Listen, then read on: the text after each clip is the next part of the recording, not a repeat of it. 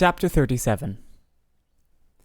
The two gentlemen left Rosings the next morning, and Mr. Collins, having been in waiting near the lodges to make them his parting obeisance, was able to bring home the pleasing intelligence of their appearing in very good health, and in as tolerable spirits as could be expected after the melancholy scene so lately gone through at Rosings. To Rosings he then hastened to console Lady Catherine and her daughter, and on his return brought back, with great satisfaction, a message from her ladyship, importing that she felt herself so dull as to make her very desirous of having them all to dine with her. Elizabeth could not see Lady Catherine without recollecting that, had she chosen it, she might by this time have been presented to her as her future niece. Nor could she think, without a smile, of what her ladyship's indignation would have been. What would she have said? How would she have behaved? Were the questions with which she amused herself. Their first subject was the diminution of the Rosings party. "I assure you, I feel it exceedingly," said Lady Catherine. "I believe nobody feels the loss of friends so much as I do. But I am particularly attached to these young men, and know them to be so much attached to me. They were excessively sorry to go, but so they always are. The dear Colonel rallied his spirits tolerably till just at last, but Darcy seemed to feel it most acutely, more, I think, than last year. His attachment to Rosings certainly increases." Mr. Collins had a compliment and an allusion to throw in here, which were kindly smiled on by the mother and daughter. Lady Catherine observed, after dinner, that Miss Bennet seemed out of spirits, and immediately accounting for it herself by supposing that she did not like to go home again so soon, she added, "But if that is the case, you must write to your mother to beg that you may stay a little longer. Mrs. Collins will be very glad of your company, I am sure." "I am much obliged to your ladyship for your kind invitation," replied Elizabeth, "but it is not in my power to accept it. I must be in town next Saturday." "Why, at that rate, you will have been here only 6 weeks. I expected you to stay 2 months. I told Mrs. Collins so before you came. There can be no occasion for your going so soon. Mrs. Bennet could certainly spare you for another fortnight."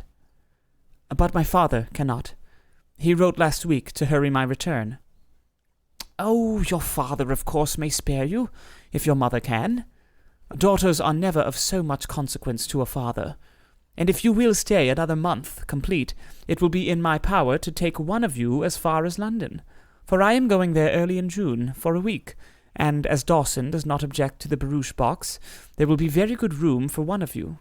And, indeed, if the weather should happen to be cool, I should not object to taking you both, as you are neither of you large."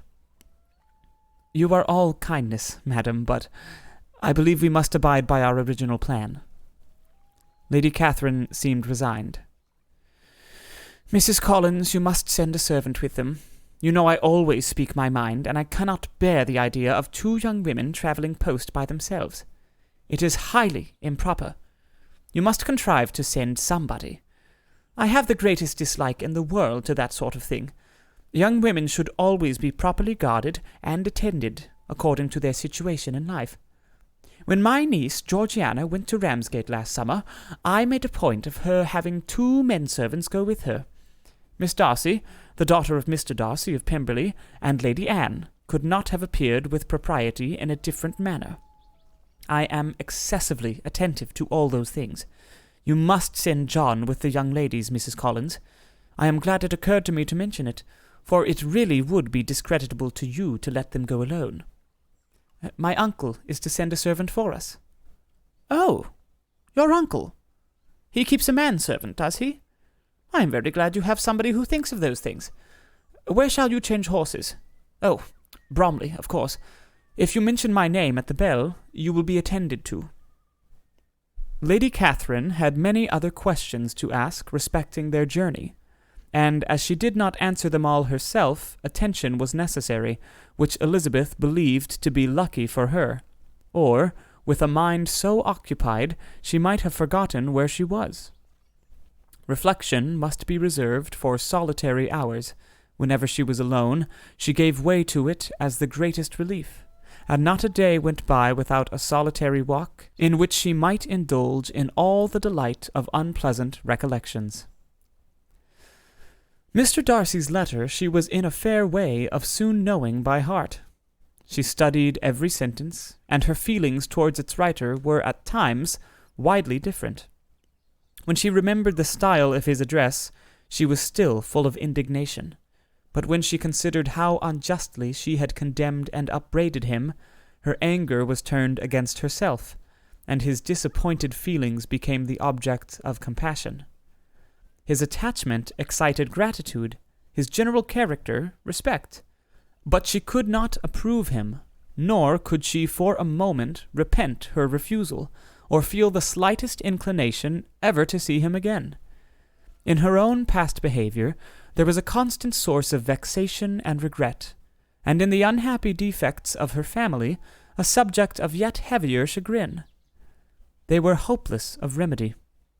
Her father, contented with laughing at them, would never exert himself to restrain the wild giddiness of his youngest daughters, and her mother, with manners so far from right herself, was entirely insensible of the evil.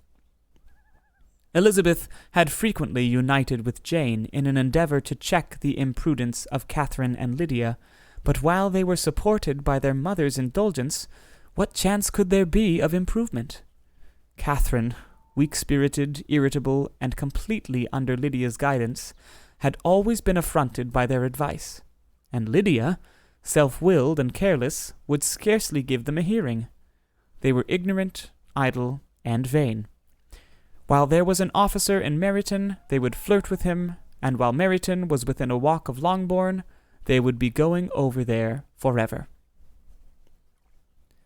Anxiety on Jane's behalf was another prevailing concern, and Mr. Darcy's explanation, by restoring Bingley to all her former good opinion, heightened the sense of what Jane had lost. His affection was proved to have been sincere, and his conduct cleared of all blame, unless any could attach to the implicitness of his confidence in his friend. How grievous then was the thought that, of a situation so desirable in every respect, so replete with advantage, so promising for happiness, Jane had been deprived by the folly and indecorum of her own family. When to these recollections was added the development of Wickham's character, it may be easily believed that the happy spirits which had seldom been depressed before were now so much affected as to make it almost impossible for her to appear tolerably cheerful.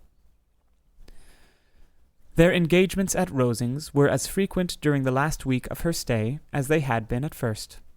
The very last evening was spent there, and her ladyship again inquired minutely into the particulars of their journey, gave them directions as to the best method of packing, and was so urgent on the necessity of placing gowns in only the right way, that Maria thought herself obliged, on her return, to undo all the work of the morning, and pack her trunk afresh.